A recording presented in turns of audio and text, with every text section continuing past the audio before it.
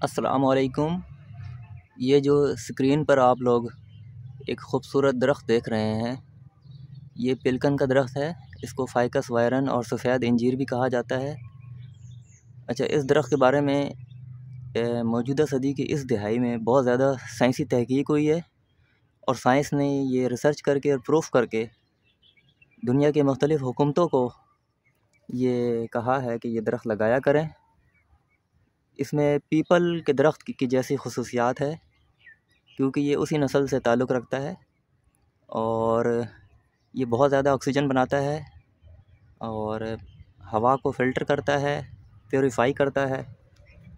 और जिस तरह से नासा के साइंसदानों ने, नासा के जो अमेरिका के साइंसदान हैं जो फ़ल्कियात पर, इल्म फ़ल्कियात पर रिसर्च करते हैं, खलाओं पर रिसर्च करते हैं, तो उन्होंने मोरिंगा पर रिसर्च करके ये पूरी दुनिया को कहा था कि मोरिंगा में 300 बीमारियों का इलाज है। और ये बात बिल्कुल साबित हो गई थी। लोगों ने इसको सीरियस नहीं लिया था मोरिंगा के बारे में। इस तरह पिलकन के बारे में भी नासा के साइंसदानों ने कहा है कि पिलकन का दरख्त लगाया करें। यही वजह है कि पाकिस्तान समेत दुनिया भर की हुकूमतों ने शजरकारी मुहिम के दौरान पिलकन के दरख्त को लगाने को तरजीह देते हैं। और हमारे एग्रीकल्चर डिपार्टमेंट में भी पिलकन के दरख्त लगाए गए हैं। और इस तरह स्कूल कॉलेजेस में भी, रोड्स में भी पिलकन के दरख्त आपको जा बजा मिलेंगे। अच्छा, नर्सरी वगैरह पे भी चले जाएँ तो पिलकन के दरख्त पहले नज़र नहीं आते थे, पहले कोई नहीं जानता था, तो अब पिलकन के दरख्त को हर कोई जानने लगा है। अच्छा, इसकी कलम भी लग जाती है, जिस तरह से इंजीर की कलम लग जाती है, बिल्कुल इसी तरह इंजीर की कलम लग जाती है। अच्छा, इसकी खसूसियात एक ये भी है कि ये बैक वक्त पीपल के ख़ानदान से भी ताल्लुक़ रखता है और इंजीर के भी ख़ानदान से ताल्लुक़ रखता है। यही वजह है कि इसको वाइट फिग भी कहते हैं। इसमें इंजीर की तरह के छोटे छोटे से दाने लगते हैं और जो इसका फल है जब पक जाए तो उसको मुख्तलिफ़ जिस्मानी अमराज के लिए तिब में इस्तेमाल किया जाता है। और हुक्मा आप गूगल सर्च कर लें और इसके फ्रूट के बारे में तो आप लोगों को बहुत सारी इन्फॉर्मेशन मिलेगी। मैदा, जिगर और ज़ैबतीस के मरीज़ के लिए और बहुत सारे अमराज के लिए इसका इस्तेमाल करवाया जाता है। इसको पसंद करने की एक ख़ास वजह यह भी है कि इसके पत्ते रंग बदलते हैं।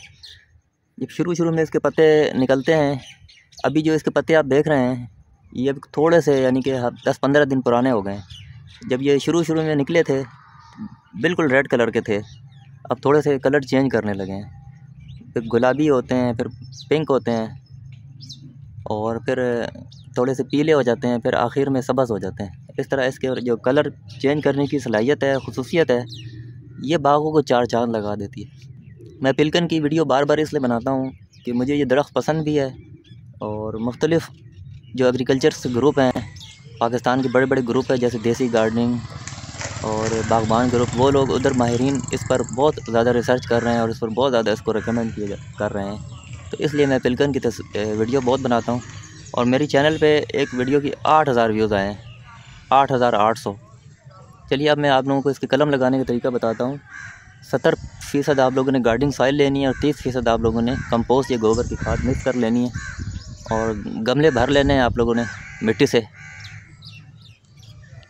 अच्छा, आप लोगों ने 9 इंच मोटी कलम लेनी है, पेंसिल जितनी मोटी हो और लंबाई 9 इंच हो।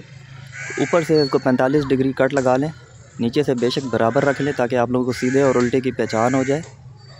और आप लोगों ने 2 या 3 हिस्से ज़मीन में दबाना है, अच्छे तरीके से दबाना है और पानी दे देना है।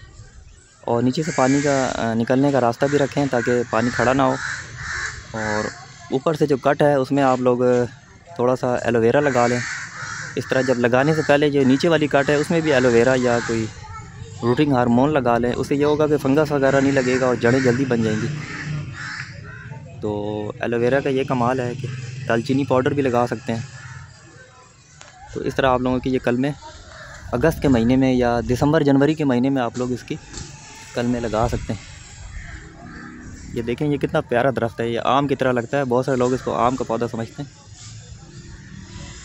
ये देखें इसका कितना हार्ड दरख्त है इसका। ये देखें माशाल्लाह, ये देखिए इसका घना हो गया।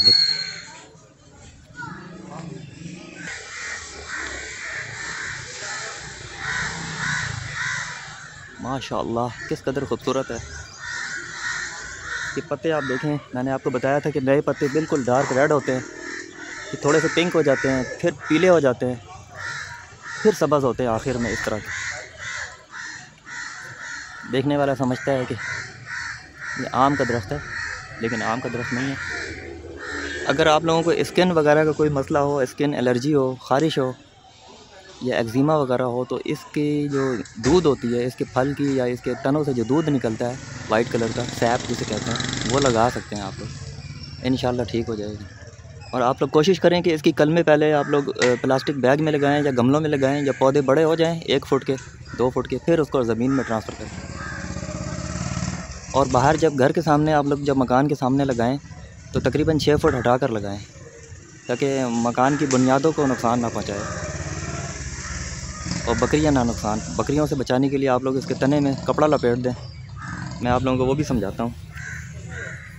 जिस तरह आप लोग बड़ा पौधा लगाते हैं इस तरह, तो तने में आप लोग पटसन की बोरी लपेट दें या कॉटन की पट्टियाँ लपेट दें, ताकि जानवर वगैरह तने में जब मुंह मारें तो उन बराह रास्त मुँह ना मार सकें।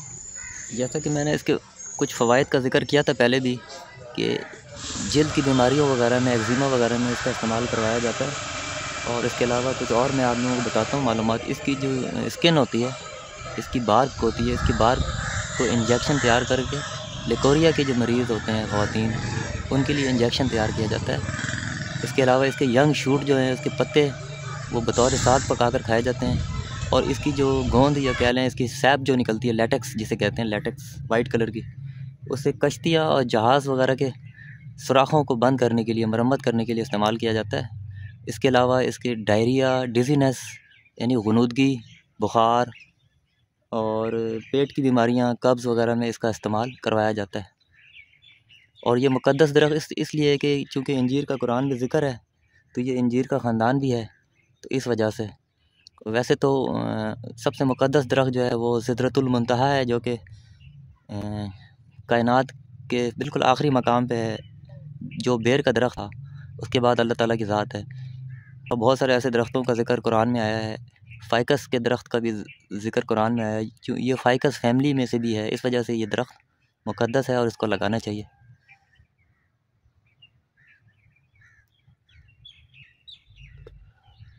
बहुत से ममालिक जैसे चाइना, फ़िलिपाइंस, थाईलैंड वगैरह वगैरह, इन ममालिक में इनके नई कोपलों को, इनके नए पत्तों को बतौर साग पकाकर बहुत शौक़ से खाया जाता है। इस दरख्त के बारे में एक और भी इम्पोर्टेंट थिंग्स मैं बताना भूल गया, वो ये कि एक साइंसदान, बहुत मशहूर साइंसदान गुज़रा है, डार्विन, उसने इस दरख्त को ट्री ऑफ नॉलेज का ख़िताब दिया। इसको इल्म वाला दरख्त भी कहते हैं। इस दरख्त को पीपल के दरख्त जैसी खुसूसियत और हुजम रखने की बिना पर और उसकी खासियत की बिना पर, सिमिलैरिटीज़ की बिना पर मैं रेकमेंड करूँगा कि आप लोग ये लगाया करें।